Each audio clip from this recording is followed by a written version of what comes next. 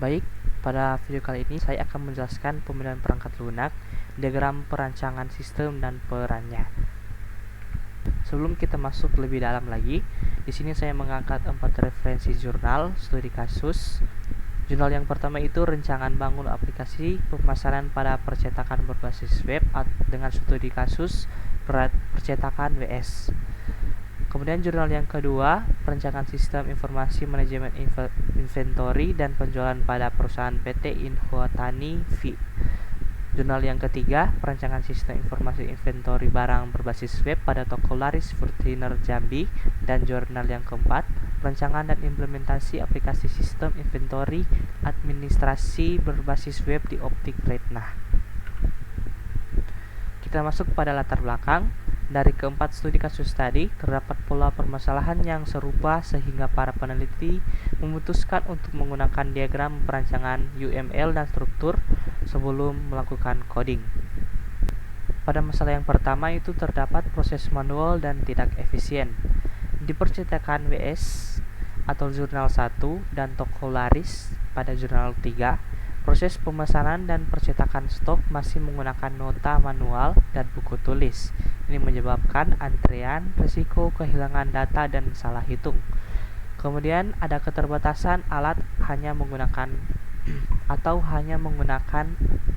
Excel.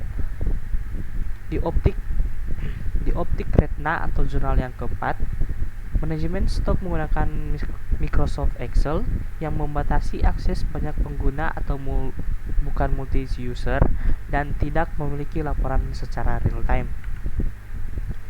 Dan yang terakhir itu sistem lama yang buruk. Seperti pada PT Inhotani V, jurnal yang kedua, sistem yang ada mengharuskan pengguna login berulang kali sehingga output laporan tidak detail dan antarmuka UI tidak nyaman. Untuk itu, berikut solusi untuk mengubah sistem manual atau berantakan ini menjadi sebuah aplikasi web yang terpusat seperti database MySQL multi-user secara real time yang diperlukan cetak biru atau blueprint. Disinilah ke-10 diagram ini digunakan sebagai instrumen untuk memetakan alur, hak akses, dan struktur data agar tidak ada kesalahan saat sistem diprogram. Kita masuk penjelasan 10 diagram perancangan sistem dan perannya. Yang pertama itu terdapat pada bagian A, diagram pemetaan interaksi dan alur atau fase analisis. Yang pertama itu use case diagram. Diagram ini yang memetakan siapa atau aktor yang berinteraksi dengan sistem dan apa saja perbandingannya. Ini memecahkan masalah hak akses yang kacau, misalnya pada contoh kasus toko laris jurnal yang ketiga dan percetakan WS jurnal yang pertama.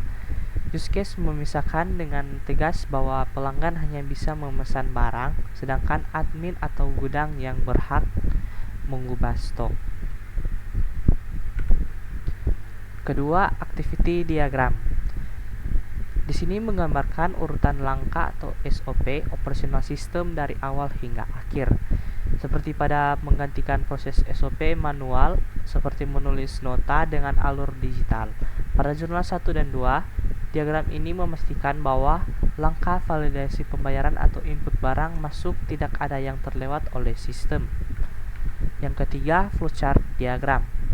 Diagram logika terstruktur yang memetakan algoritma komputasi dan pengambilan keputusan seperti ya atau tidak. Ini digunakan secara khusus pada toko laris jurnal yang ketiga untuk merancang logika perhitungan matematis yang matematis. Flowchart menggunakan sistem tidak mengalami error atau salah hitung saat mengotomatisasi pengurangan atau penambahan stok barang. Kita masuk pada bagian B, yaitu diagram struktur basis data dan arsitektur fase desain statis. Yang keempat terdapat class diagram. Ini merupakan cetak biru objek pemrograman yang menunjukkan kelas, atribut data, dan fungsi metode.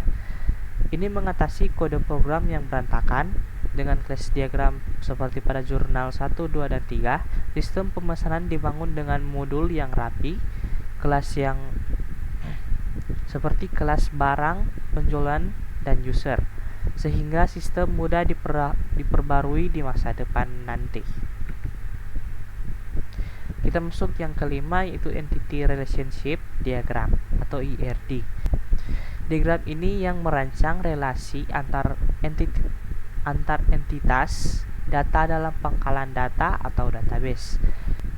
Solusi ini adalah solusi utama untuk optika retina seperti jurnal yang keempat, yang sebelumnya menggunakan Excel. ERD memungkinkan perpindahan dari basis Excel ke database MySQL rasional yang jauh lebih aman, bebas redundansi, dan mendukung multi-user. Keenam, Logical Record Structure atau LRS. Ini sama bentuknya dengan detail dari ERD yang menunjukkan atribut tabel secara matematis atau penentuan primary key dan foreign key. Solusi ini digunakan pada PT Inhuntani V yang ke jurnal kedua untuk mengatasi masalah laporan yang tidak detail. LRS ini memastikan semua tabel, misalnya tabel transaksi dan tabel supplier, terhubung dengan presisi sehingga sistem dapat menarik laporan yang sangat akurat. Kita masuk ke bagian C, yaitu diagram perilaku, waktu, dan status pada fase desain dinamis. Yang ketujuh yaitu sequence diagram atau penjelasan diagram yang memetakan komunikasi objek berdasarkan urutan waktu atau kronologis. Dengan solusi memecahkan masalah sistem login yang error di PT Inhuntani V, itu jurnal yang kedua. Sequence diagram ini memetakan detik demi detik interaksi antar forum login, server, dan database sehingga autentikasi berjalan lancar. Yang ke-8 yaitu State Machine Diagram. Diagram ini memvisualisasikan perubahan status dari satu objek karena adanya kejadian atau pemicu. Sehingga solusi ini menjawab masalah tidak ada laporan real time di optik retina, yaitu jurnal keempat. Dengan diagram ini merancang bagaimana status barang berubah secara otomatis di layar, misalnya dari status tersedia menjadi habis atau terjual saat transaksi sedang terjadi. Kita masuk pada bagian D, yaitu diagram implementasi infrastruktur fisik. Pada yang ke-9 itu deployment diagram. Diagram ini memetakan topologi fisik perangkat keras dan perangkat lunak atau lokasi server dan klien. Solusi ini mengatasi masalah akses terbatas, mengubah sistem lokal atau buku komponen kasir tunggal menjadi aplikasi berbasis web yang dihosting di server menggunakan XMPP atau Apache seperti di jurnal yang pertama, sehingga bisa diakses dari smartphone pelanggan atau komputer pemilik toko di mana saja. Yang ke-10 yaitu komponen diagram. Diagram ini menggambarkan struktur penyusun file code front-end HTML, CSS, dan back-end PHP. Solusi ini memecahkan keluhan antarmuka UI yang tidak nyaman pada jurnal 2 yaitu PT Inhuntani V dengan mengatur komponen file Visual CSS JavaScript agar terpisah dengan file logika PHP. Programmer dapat merancang antarmuka sistem yang jauh lebih bersih, responsif, dan mudah digunakan atau user friendly. Baik, sekian penjelasan saya kali ini. Saya ucapkan terima kasih atas perhatiannya.